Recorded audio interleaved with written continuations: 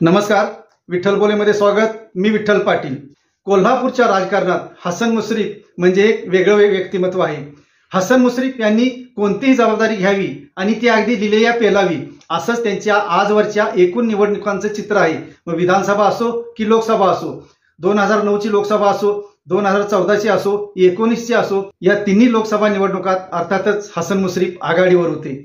2009 ला, 14 ला आणि 19 ला हसन मुश्रीफांनी ज्यांना ज्यांना खासदार करायचं ठरवलं त्यांना खासदार करून त्यांनी दाखवलेलं आहे। फरक इतकाच आहे की 2014 आणि 19 ला त्यांच्यासोबत सतेज पाटील होते। आज मात्र सतेज पाटलांविना ते संजय मंडलिक, धनंजय महाडिक, समरजित घाटगे यांना सोबत घेऊन आपल्या उमेदवारासाठी म्हणजे आपल्या महायुतीच्या उमेदवारासाठी संजय मंडलिकांसाठी झटत आहेत।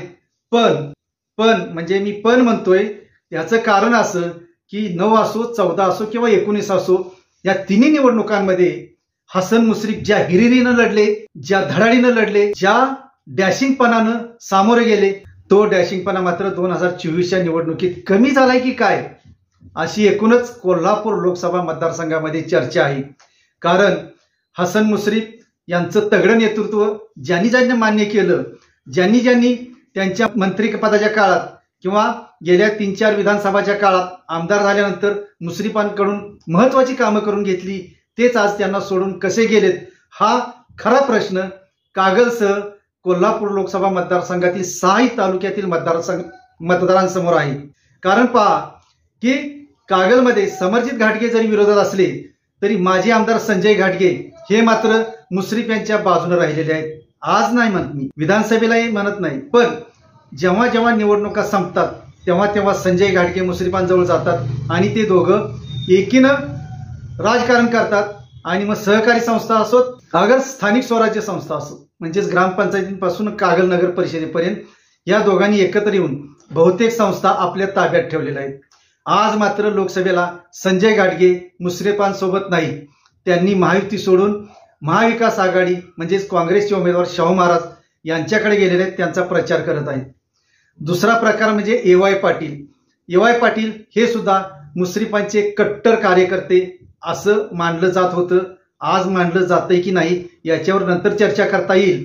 पण ज्या काळात मुश्रीफांना हवं असणारं नेतृत्व म्हणजे धडाकेबाज नेतृत्व पाहिजे म्हणून त्यांनी आतापर्यंत ए.वाय. पाटलांना पुढे आणलं, राष्ट्रवादीचा जिल्हा अध्यक्ष केलं, राष्ट्रवादीच्या फुटीनंतर त्यांना तेच पद दिलं, नंतर मात्र ते पद काढून त्यांना राज्यस्तरावर घेतलं गेलं, तरीही ए.वाय. पाटील नाराजच आहेत आणि आज ते मुश्रीफांना सोडून शाहू महाराजांचा प्रचार करतायत।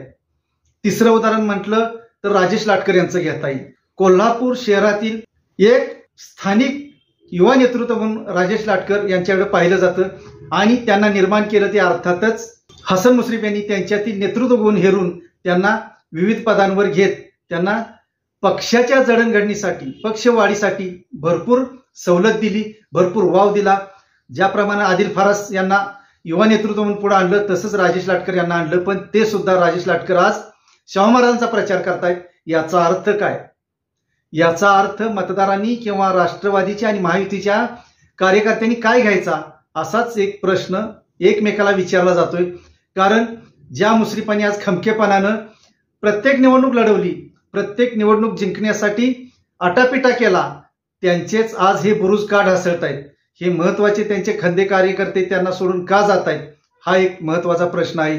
आणि म्हणूनच ही लोकसभा नेमकी कशी लढली जाणार, अवघ्या 5-6 दिवसावर मतदान आलं असताना ही निवडणूक कशी होणार, महायुतीचं गठबंधन दिसून येणार की काँग्रेस आणि महाविकास आघाडीचा एकोपा म्हणला तर एकोप्याला आहे कोण?